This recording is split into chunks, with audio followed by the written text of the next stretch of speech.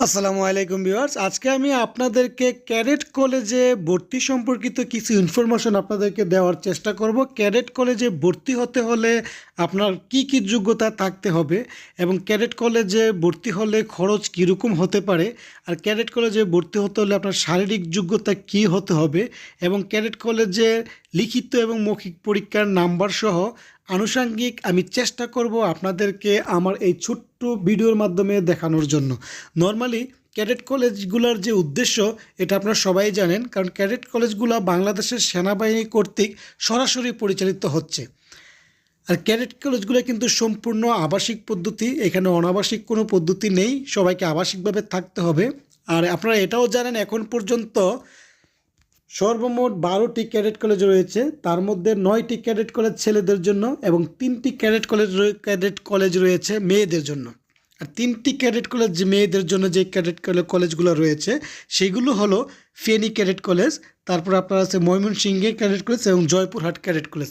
এই 3টা cadet college মেয়েদের জন্য নির্ধারিত, বাকি 9টি ক্যাডেট কলেজ ছেলেদের জন্য রয়েছে।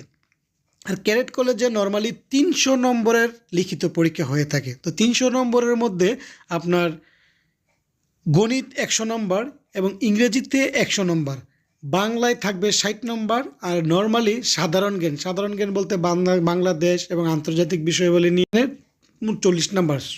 সো মোট 100 নম্বরের পরীক্ষা হবে। সো 100 নম্বরের পরীক্ষার মধ্যে আমি কয়েকজনের সাথে আলাপ করে জানতে পেরেছি আপনাকে 200 নম্বরের উপরে পেতে হবে সর্বনিম্ন। যদি 200 নম্বরের উপরে পান তাহলে সম্ভাবনা থাকবে আপনার লিখিত পরীক্ষায় হয়তো টিকতে পারেন। লিখিত পরীক্ষায় উত্তীর্ণ হওয়ার পরে আপনাকে ভাইভা পরীক্ষার জন্য প্রস্তুতি নিতে হবে এবং ভাইভা পরীক্ষায় সেখানে 50 মার্ক থাকে। সো 50 মার্কের ভাইভা পরীক্ষায় উত্তীর্ণ হতে হবে। আর যে যোগ্যতা থাকলে আপনার ক্যাডেট কলেজে ভর্তি হতে হবেন, ক্যাডেট কলেজের শারীরিক যোগ্যতার প্রথম যে স্টেপটা সেটা হলো আপনাকে ছেলে মেয়ে উভয়ের ক্ষেত্রে 4 ফুট 8 ইঞ্চি হতে হবে। আপনি যদি লম্বায় 4 ফুট 8 ইঞ্চি হন তাহলে আপনি একটা ক্রাইটেরিয়া আপনার পরিপূর্ণ হবে। তারপর আপনার আর যে সমস্যাগুলো আছে, যদি শারীরিক কোনো রোগ থাকে, ক্রনিক রোগ বলতে আপনাদেরকে বোঝানো হচ্ছে যদি আপনার কলেরা থাকে, আমাশয় থাকে, জন্ডিস থাকে, মৃগী রোগ থাকে, তারপর পায়ের হাঁটু একসাথে লেগে যায় এরকম রোগ থাকে, বা রাত কানার রোগ থাকলে, অথবা চোখের সমস্যা থাকলেও আপনি অযোগ্য বলে বিবেচিত হবেন। সো এই বিষয়গুলো আপনাকে খেয়াল করতে হবে। আর ক্যাডেট কলেজে ভর্তি হতে হলে আপনার কীরকম খরচ পড়তে পারে বা প্রতি মাসে কীরকম খরচ যাবে, আসলে এটা অনেকেই জানতে চান। আসলে ক্যাডেট কলেজে ভর্তির ক্ষেত্রে খরচের তেমন একটা কোনো ডিফারেন্স নেই, কারণ আপনার গার্ডিয়ানদের যে আয়, সে আয়ের উপরে ডিপেন্ড করে কিন্তু খরচটা নির্ধারণ করা হয়। সো সেই ক্ষেত্রে আপনারা আনুমানিকভাবে ধরতে পারেন, আমি কয়েকজনের সাথে আলাপ করে যেটা বুঝতে পেরেছি সর্বনিম্ন 1500 টাকা মাসিক বেতন আপনারা ধরতে পারেন, ওইরকম খরচ পড়বে। আর যেহেতু এটা একটা সেনাবাহিনী কর্তৃক পরিচালিত একটা প্রতিষ্ঠান, সো ওই ক্ষেত্রে আপনার তেমন খরচ পড়বে না, ম্যাক্সিমামই এরা বহন করবে। আর ক্যাডেট কলেজে একবার ভর্তি হতে পারলে কিন্তু আপনার লাইফ সেটেল, এটা আপনারা অবশ্যই জানা আছে। কারণ এখান থেকে আপনার দেশ গড়ার কারিগর হিসেবে যত ধরনের নিয়ম শৃঙ্খলা বা রুলস অ্যান্ড রেগুলেশন আছে সব কিছু কিন্তু এখান থেকে শিখিয়ে দেওয়া হয়। আর এখান থেকে একবার বের হওয়ার পরে তার পিছন দিকে আর তাকানো লাগে না, সে যে কোনো ভালো কোনো প্রতিষ্ঠানের চান্স পায়। সো ভিউয়ার্স, ক্যাডেট কলেজ সম্পর্কিত যদি আরও ইনফরমেশন জানতে চান তাহলে অবশ্যই আমাকে কমেন্টে জানাবেন, আমি চেষ্টা করব আপনাদেরকে আরও ডিটেলস ক্যাডেট কলেজ সম্পর্কে বলে দেওয়ার জন্য।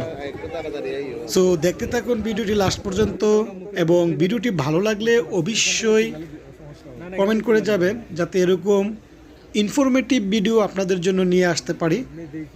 সো ভিউয়ার্স, আবারও দেখা হবে ইনশাল্লাহ নতুন আরেকটি ভিডিওতে। সে পর্যন্ত সবাই ভালো থাকুন এবং দেখতে থাকুন ক্যাডেট কলেজে এডমিশনের পূর্ব মুহূর্তে গার্ডিয়ানরা কোথায় থাকে। এই যে যেমন আমি আপনার এখানে ফৌজদারহাট ক্যাডেট কলেজের দৃশ্যটা আপনাদেরকে দেখাচ্ছি। গার্ডিয়ানদের জন্য মাঠে জায়গা করে রাখা হয়েছে। আপনার ক্যাডেট কলেজ ভর্তির এডমিশনের যে হলগুলো সেখানে কিন্তু ঢুকতে দেওয়া হচ্ছে না, এখানে কিন্তু অনেক নিয়ম শৃঙ্খলা মেনটেন করা হয়। একটা গার্ডিয়ানে কিন্তু ভিতরে ঢোকার কোনো স্কোপ নেই, কারণ এই যে দেখুন পরীক্ষা দিয়ে এরা বের হচ্ছে, এই যে একজন গার্ড ওদেরকে নিয়ে আসতেছে লাইন ধরে ধরে। শৃঙ্খলা কাকে বলে আপনারা এখানে থেকে আসলে শিখতে পারবেন। এই যে দেখুন মেয়েদেরকে নিয়ে আসতেছে এক পাশ দিয়ে, এবং ছেলেদেরকে নিয়ে যাচ্ছে আরেক পাশ দিয়ে। এটা আমি আপনাদেরকে দেখাচ্ছি। এই যে দেখুন ছেলেদেরকে ওই পাশ দিয়ে নিয়ে আসতেছে। তো এইভাবে ফৌজদারহাট ক্যাডেট কলেজের যে দৃশ্যটা, মাঠের এখানে দুই দিকে রাস্তা আছে, দুই পাশ দিয়ে এক পাশে মেয়েরা এক পাশে ছেলেরা, এভাবেই কিন্তু তারা এখান থেকে বের করে গার্ডিয়ানদের হাতে পুষিয়ে দিচ্ছে বলা যায়। কারণ গার্ডিয়ানরা এখানে সারিবদ্ধভাবে দাঁড়িয়ে থাকে এবং যার যার ছেলে মেয়েকে তারা এখান থেকে নিয়ে যাচ্ছে, সারিবদ্ধভাবে নিয়ে যাচ্ছে, কোনো বিশৃঙ্খলা হচ্ছে না। যদিও ফৌজদারহাট ক্যাডেটস কলেজে এই সময়ে প্রায় 1600 ক্যান্ডিডেট, 1600 শিক্ষার্থী পরীক্ষা দিয়েছে, কিন্তু আপনি এখানকার যে অবস্থা বা এখানকার যেই পরিবেশ তা দেখে মনে হবে হয়তো 160 জন পরীক্ষা দিয়েছে, কিন্তু 1600 এখানে শিক্ষার্থী আছে। 1600 শিক্ষার্থীর সাথে আপনি গার্ডিয়ান ধরেন প্রতিটা শিক্ষার্থীর সাথে 1 থেকে 2 জন করে, তো ওই হিসেবে কিন্তু অনেক লোকের গ্যাদারিং এখানে। কিন্তু আসলে গ্যাদারিংটা ওইভাবে বোঝা যাচ্ছে না, শুধু এই নিয়ম কানুন বজায় রাখার কারণে।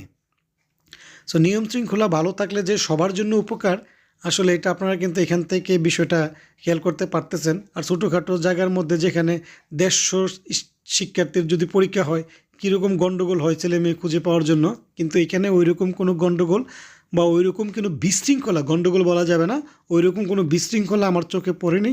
সবাই সারিবদ্ধভাবে সুন্দরভাবে দাঁড়িয়ে আছে এবং যার যার ছেলে মেয়েকে সবাই এখান থেকে খুঁজে খুঁজে নিয়ে যাচ্ছে। তো দেখতেছেন পরীক্ষার শেষ মুহূর্তে কিছুটা ফটো সেশন এবং এখানকার যে লোকেশনটা, সেই লোকেশনটা আপনাদেরকে দেখানোর চেষ্টা। ধন্যবাদ ভিডিওটি শেষ পর্যন্ত দেখার জন্য।